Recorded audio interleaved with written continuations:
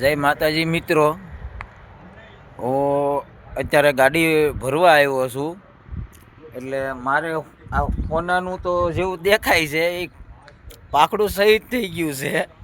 એટલે મારા શેઠ કહે છે તું 3500 એ પાકું થઈ ગયું છે. એટલે માંડ 2-5 રૂપિયાનો વેચ થાય છે ને ત્યાં એ કે તું 500-700 1000 2000 ખર્ચો લાવીને ઊભો રહેશો, બરોબર છે. એટલે તો મારું આ હોનાનું, પિત્તળનું, તાંબાનું, પતરાનું જડે કાંક પડી ગયું હોય તો થોડુંક કોમેન્ટમાં કહેજો ને કે ક્યાં પડ્યું છે, બરોબર છે. તો હું છે આ પનોતીનો મારી માથે કલંક લાગ્યો છે ને તે વયો જાય, બરોબર છે.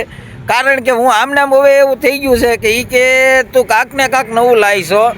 અને કારણ કે જો એટલે સાઈડમાં ઊભી રાખી દીધી, મને કે જ્યાં તું છો ત્યાં જ ઊભો રહે, હું આવું છું એ કે, બરોબર છે.